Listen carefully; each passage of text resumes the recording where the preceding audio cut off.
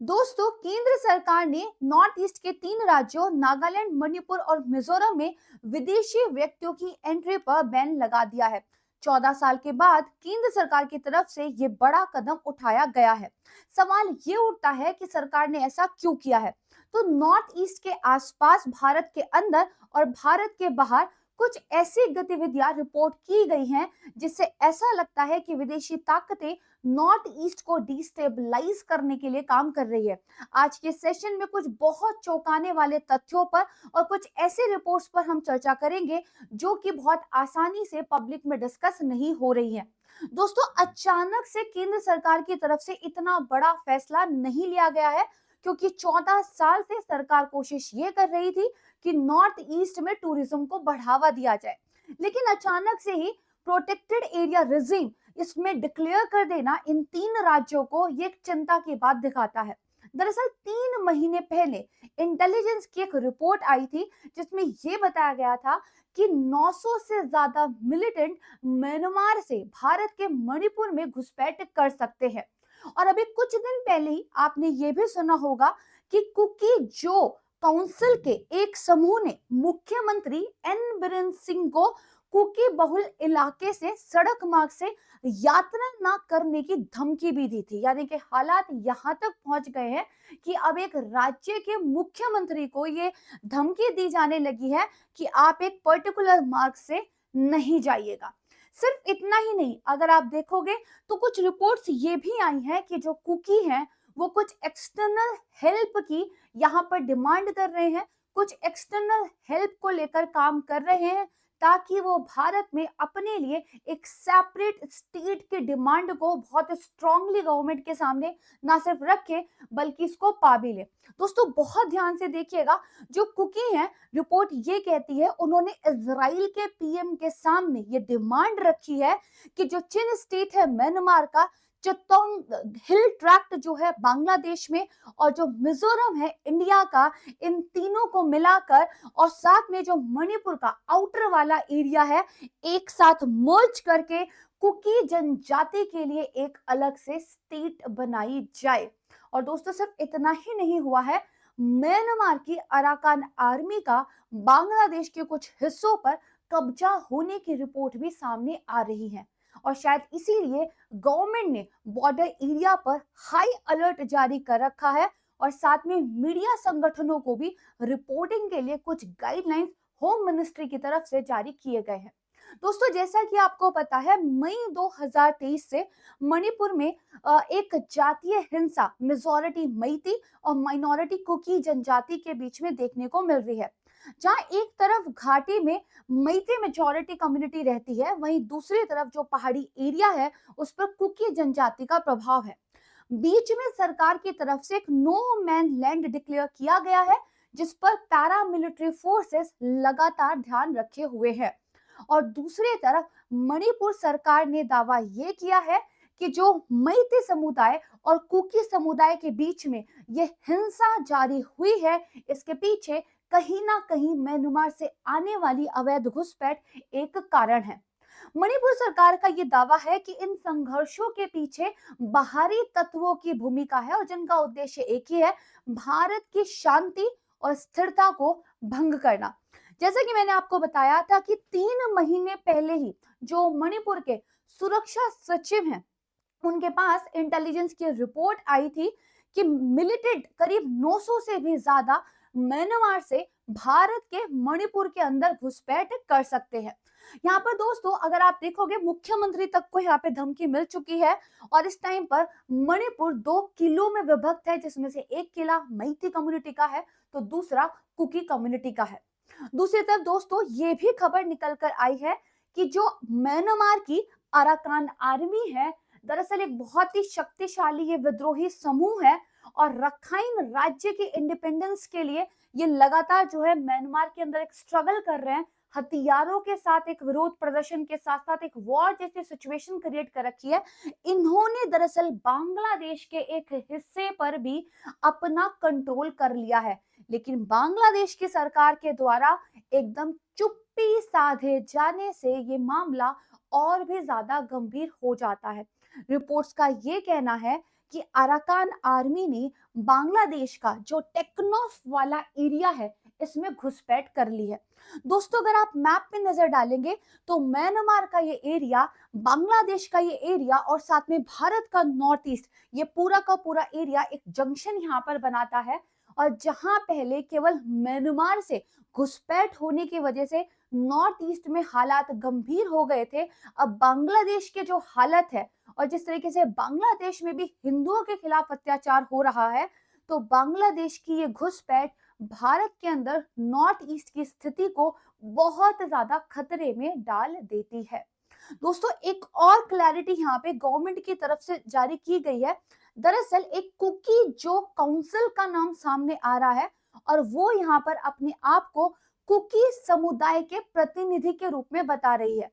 लेकिन दोस्तों इस कुकी जो के बारे में अगर बात करें तो गवर्नमेंट ने एक बयान जारी करके ये कहा है कि दरअसल कुकी जो काउंसिल जैसी कोई भी ऑर्गेनाइजेशन भारत में नहीं है और ये जो अपना हेडक्वार्टर लामगा में बता रहे हैं, ऐसा कोई जिला मणिपुर में नहीं है। तो ऐसा लगता है इलीगली इस तरह की कोई काउंसिल एक्सटर्नली ऑपरेट कर रही है और इसी के तरफ से सीएम को धमकी भी यहाँ पर मिली थी। दोस्तों अगर आप देखोगे तो कुकी की तरफ से लगातार इस पूरे एरिया को लेकर अलग सेपरेट स्टेट की डिमांड की जा रही है और यहाँ पर म्यांमार, बांग्लादेश और भारत इन तीनों का हिस्सा शामिल है। दरअसल दोस्तों जो मणिपुर के अंदर कुकी जनजाति है, इनके बहुत ही क्लोज एथनिक टाइज है म्यांमार की चिन ट्राइब्स के साथ और यहाँ पर बहुत लंबे टाइम तक जो है एक फ्री वीजा मूवमेंट भी सरकार ने अलाउ कर रखा था। लेकिन अराकान आर्मी का जिस तरह का एक दावा आ रहा है कि उन्होंने म्यांमार के साथ साथ बांग्लादेश के कुछ हिस्सों पे भी कब्जा कर लिया है और जिस तरीके से नॉर्थ ईस्ट में घुसपैठ को लेकर इंटेलिजेंस की रिपोर्ट आ रही थी, तो सरकार ने अभी कुछ टाइम पहले ही ये डिसीजन लिया था कि म्यांमार बॉर्डर के पास जो वीजा फ्री मूवमेंट है इसको रिवोक कर दिया जाए और यहाँ पर कुछ करोड़ रुपए का बजट भी सरकार की तरफ से पास किया गया है ताकि पूरे बॉर्डर की एक फेंसिंग क्रिएट की जाए।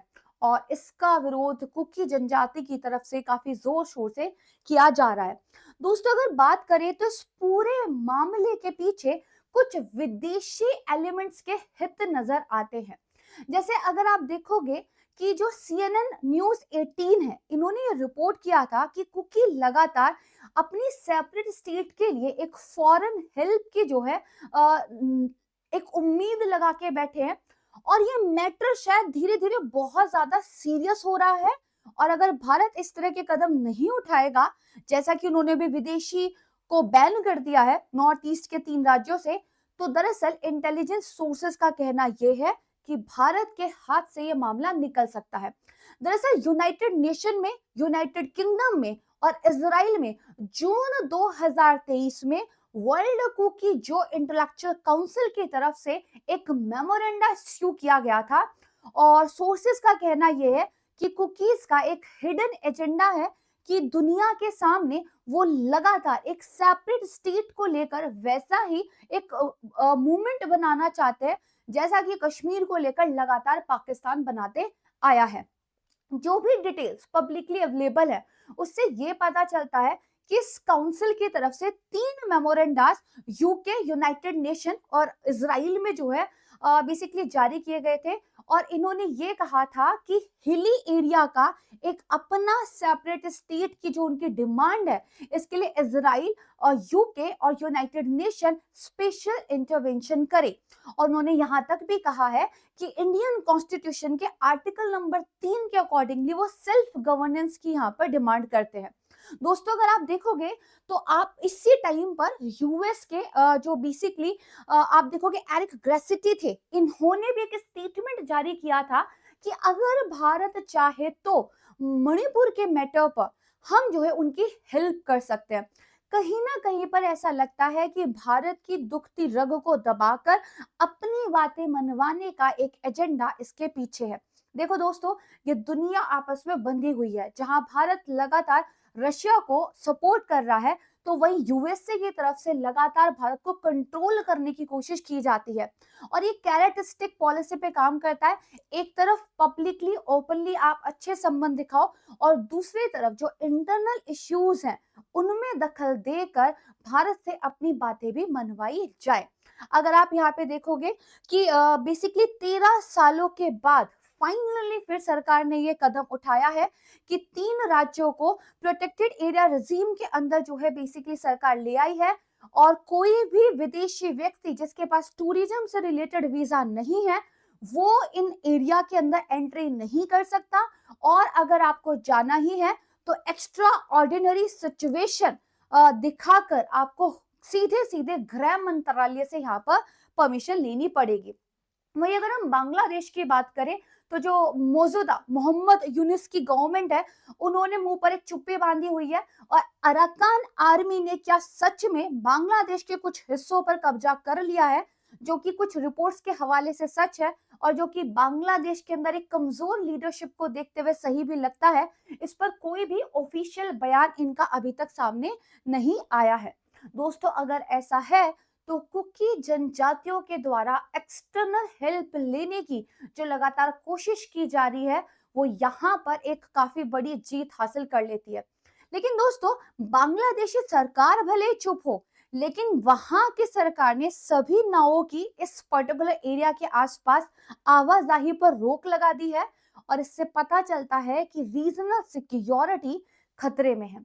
दोस्तों अगर हम बात करें तो जो कुलदीप सिंह है मणिपुर के सुरक्षा सलाहकार, उन्होंने ये दावा किया था कि कुछ संदिग्ध कुकी उग्रवादी जो है बॉर्डर एरियाज पर हाईली एक्टिवेट है और इसकी सूचना जो है खुफिया एजेंसियों के द्वारा दी गई थी। हालांकि बदले में जो कुकी स्टूडेंट ऑर्गेनाइजेशन है उन्होंने इन आरोपों को नकारते हुए कहा था कि हमें सुरक्षा सलाहकार का इस्तीफा चाहिए और आप यहाँ पे सुरक्षा व्यवस्था बनाकर नहीं रख पा रहे हो। लेकिन दोस्तों इतने सारे रिपोर्ट्स को नकारा नहीं जा सकता। दोस्तों खुफिया रिपोर्ट्स का तो ये भी कहना है कि हाल फिलहाल में जो ड्रोन से हमले किए गए हैं उसमें भी कुकी उग्रवादियों के शामिल होने का शक है। और शक ये भी है कि ये ड्रोन हमले बिना किसी एक्सटर्नल मदद के संभव नहीं थे, क्योंकि इसके लिए अगर रिसोर्सेज और टेक्नोलॉजी और पैसा चाहिए तो वो कहीं ना कहीं बाहर से मिल रहा है। देखो दोस्तों म्यांमार 2021 के सैन्य तख्ता पलट के बाद से म्यांमार से जो है भारत की तरफ जो शरणार्थियों की संख्या है वो काफी तेजी से बढ़ी है। और इसीलिए करीब 1650 किलोमीटर का जो बेसिकली सीमा ये दोनों कंट्री साझा करते हैं, यहाँ पे वीजा मुक्त नीति को भी रद्द कर दिया गया था।